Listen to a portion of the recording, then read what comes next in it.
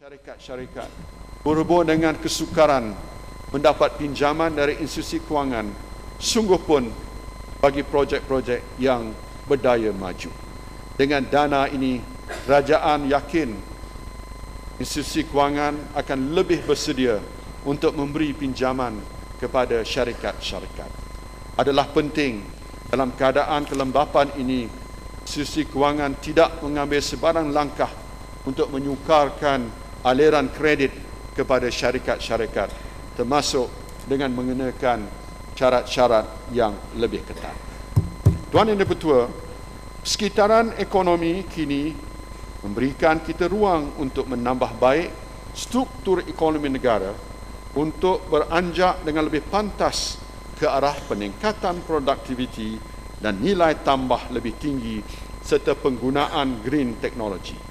Selain daripada memantapkan lagi potensi pertumbuhan ekonomi jangka panjang, anjakan ini mewujudkan peluang pekerjaan dengan ganjaran yang lebih tinggi selaras dengan kemahiran mereka, di samping mengurangkan pergantungan negara kepada guna tenaga asing bukan mahir.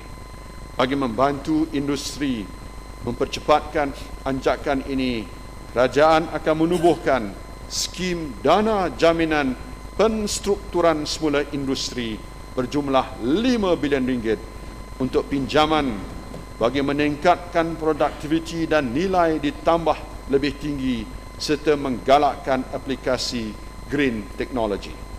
Di bawah skim ini, bagi syarikat dengan dana pemegang equity kurang daripada RM20 juta, kerajaan menyediakan jaminan berasaskan nisbah 80-20, iaitu 80% kerajaan dan 20% institusi kewangan.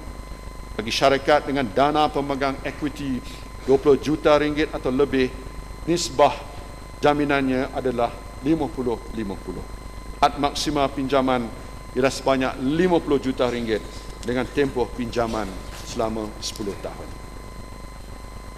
Tuan Yang Dipertua, dalam keadaan pasaran sekarang, banyak syarikat yang sungguh pun mempunyai penarafan investment grade, berdaya maju dan potensi untuk berkembang, tidak dapat akses pada pasaran modal, terutama sekali pasaran bond. Untuk membantu dan mempermudahkan syarikat-syarikat tersebut untuk mendapat akses kepada bond market, kerajaan akan menubuhkan institusi jaminan kewangan atau financial guarantee institution untuk menyediakan penambahan kredit atau credit enhancement kepada syarikat swasta yang ingin mendapatkan pembiayaan pasaran bond. Langkah ini akan dapat mengembangkan lagi pasaran bond domestik. Institusi jaminan kewangan ini adalah milik penuh kerajaan. Bank Negara Malaysia akan menerajui penubuhan institusi ini. Pada permulaan, syarikat ini akan mempunyai modal berbayar sebanyak RM1 bilion dan akan dipertingkatkan kepada RM2 bilion kemudian. Ada dijangkakan bahawa bond sebanyak RM15 bilion akan dapat diwujudkan di bawah kaedah ini. Tuan Yang Dipertua, Suruhanjaya Security ataupun SC juga akan melaksanakan langkah-langkah tambahan untuk mengurangkan masa ke pasaran atau time to market bagi membantu syarikat untuk memperolehi modal dari pasaran modal dengan lebih efisien dan cost efektif. Untuk ini, pertama, cadangan terbitan ataupun rights issues oleh syarikat tersenarai tidak lagi memerlukan kelulusan SC. Kedua, terbitan dan tawaran security equity oleh syarikat awam tidak tersenarai atau unlisted public companies dikecualikan daripada mendapat kelulusan SC, memandangkan syarikat-syarikat ini pada lazimnya mempunyai bilangan pemegang saham yang kecil. Ketiga, kod pengambilan alih dan pencantuman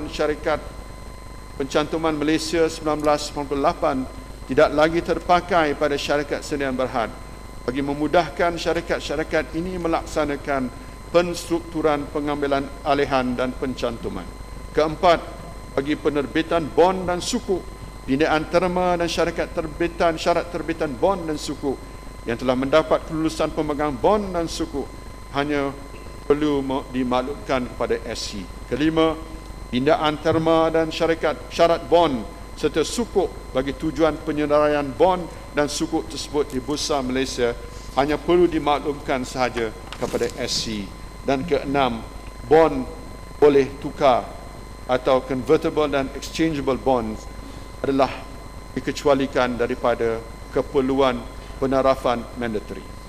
Tuan Yang Dipertua, anjakan paradigma ekonomi Malaysia pada sebuah ekonomi yang berteraskan pengetahuan atau K-ekonomi memerlukan kemampuan kita untuk menarik bukan sahaja para pelabur asing tetapi juga mereka yang mempunyai kepakaran yang tinggi dalam bidang tertentu.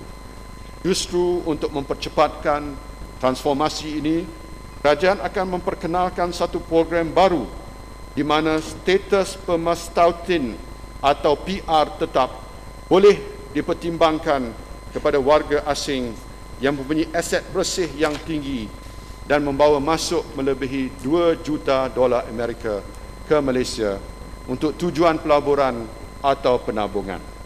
Di samping itu, golongan profesional asing yang berkemahiran tinggi juga boleh dipertimbangkan untuk diberi status yang sama.